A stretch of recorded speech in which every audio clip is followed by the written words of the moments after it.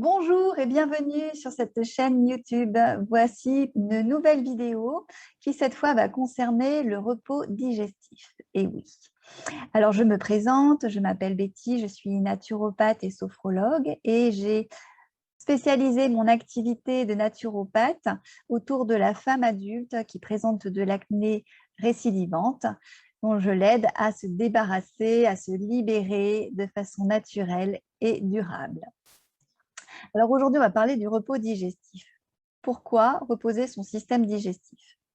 Eh bien, en sortir de l'été, comme on est en cette période, peut-être vous avez peur d'un effet rebond sur votre peau, peut-être avez-vous fait quelques excès cet été, ou tout simplement, peut-être avez-vous envie d'assainir votre système digestif parce que vous vous doutez peut-être que la cause de votre acné provient de votre intestin ou de votre estomac ou de votre foie.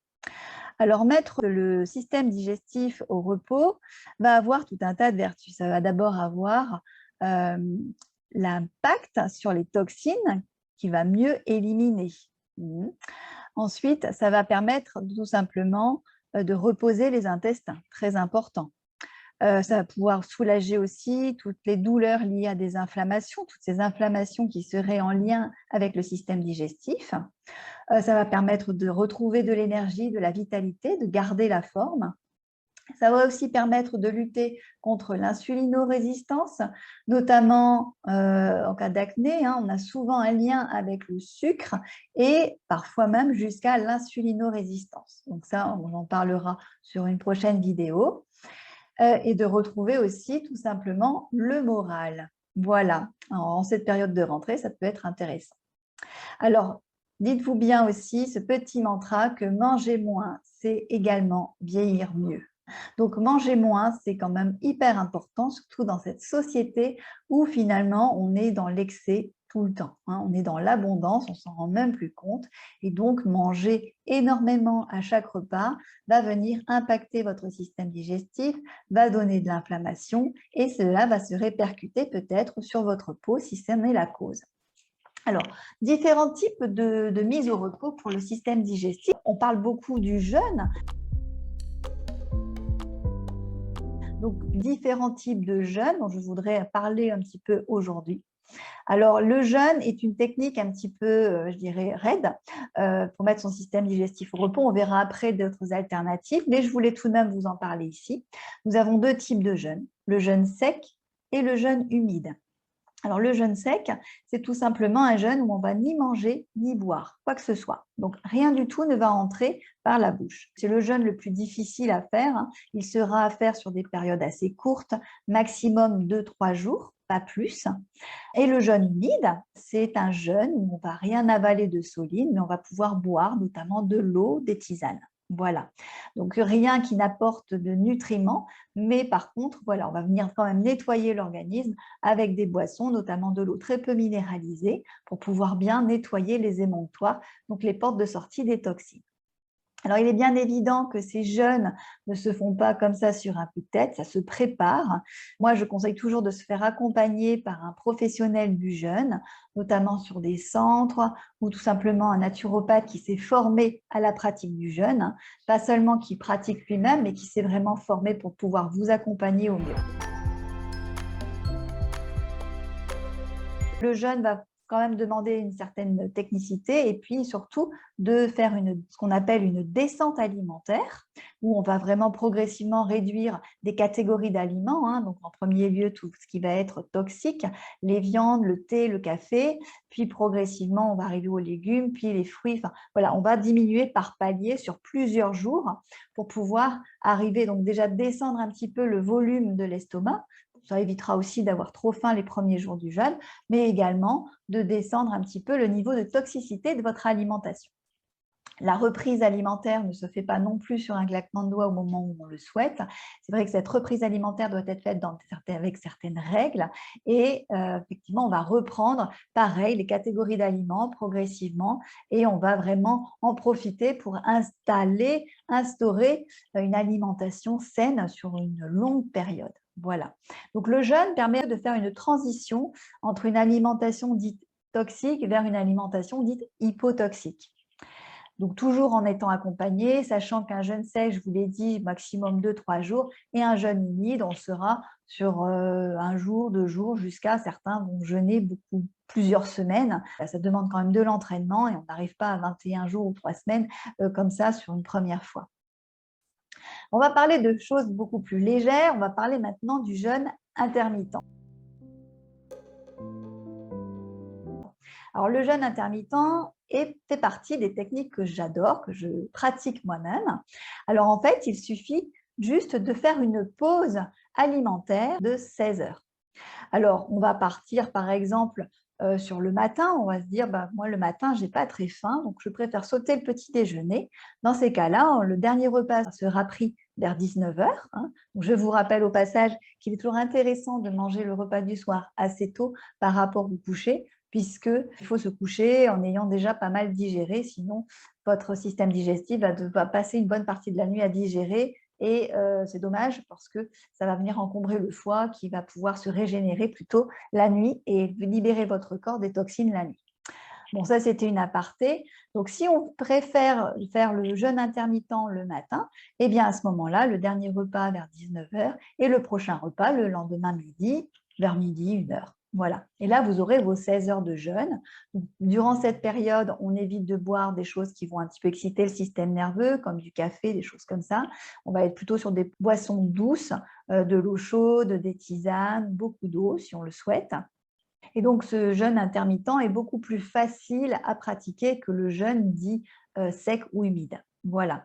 Alors, le but, c'est que ça devienne aussi un mode de vie. Donc, on peut l'installer sur plusieurs jours, plusieurs semaines. Je dirais que l'idéal est de l'installer de façon régulière. Après, il faut savoir aussi vous écouter. C'est-à-dire que si vous sautez le repas du matin, eh bien, si un jour vous vous levez que vous avez faim, vous mangez parce que c'est votre corps qui réclame.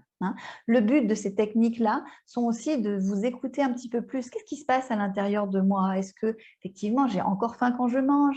Est-ce que j'ai faim à ce moment-là? Est-ce que j'ai vraiment faim? Ou est-ce que c'est juste une habitude de manger, etc., etc. Est-ce que tel aliment me fait envie? Est-ce que j'ai… Voilà, il faut apprendre à écouter un petit peu ces envies et qu'est-ce que le corps a à vous dire par le biais de vos ressentis et de vos sensations. Donc, on peut aussi sauter le repas du soir si vous aimez vraiment trop le petit déjeuner. Alors, c'est vrai que quand on est en perte d'énergie, en général, prendre un petit déjeuner protéiné, c'est un petit peu la clé pour retrouver son énergie. Donc, pourquoi pas garder ce petit déjeuner protéiné, le repas du midi, et puis tout simplement sauter le repas du soir. Donc, à ce moment-là, vous finirez de manger à midi et vous reprendrez votre petit déjeuner à 7 heures le lendemain matin, ce qui nous fera une pause de 16 heures également. Donc, tout cela, ça va être fonction un petit peu de votre mode de vie. Je sais également que le repas du soir est souvent familial quand on a des enfants, un mari, et que voilà, c'est un repas qui est difficile à sauter. Donc après, voilà, il suffit juste de s'écouter et d'essayer. Pourquoi pas essayer? Je sais que beaucoup de monde me disent oh, « je ne pourrai jamais sauter le petit déjeuner, c'est impossible ». Alors, il est vrai que c'est vraiment ancré depuis très longtemps dans nos mémoires, c'est-à-dire qu'il faut prendre un petit déjeuner et en plus, si on écoute la télé, il faut prendre un petit déjeuner sucré. Tout faux. Mais voilà, si on prend un petit déjeuner, il vaut mieux le prendre protéiné. Et effectivement, la pratique du jeûne intermittent fait partie de bonnes habitudes d'hygiène de vie et qui ne coûtent finalement pas cher et en plus vous ferez des économies de repas.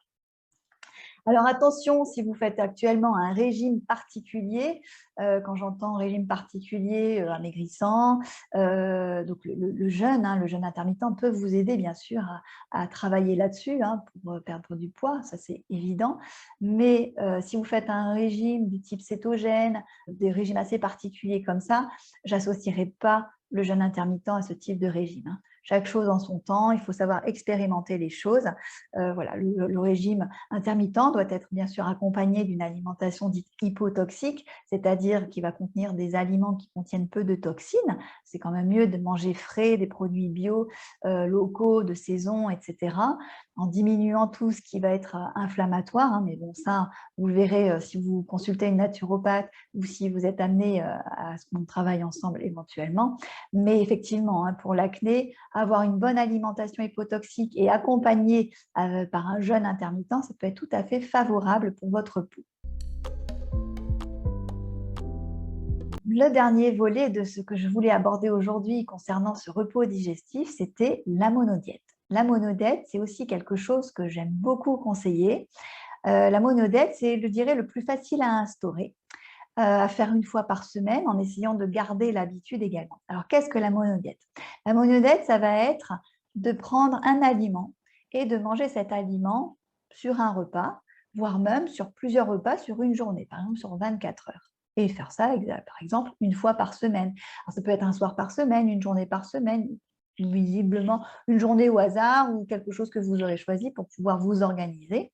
Alors, de préférence, cet aliment devra être propre, c'est-à-dire au sens toxinique, donc de ne pas contenir énormément de toxines, hein. Il est clair que si vous faites une monodette de pâtes blanches, ça ne va pas être terrible, ou de pain, bon.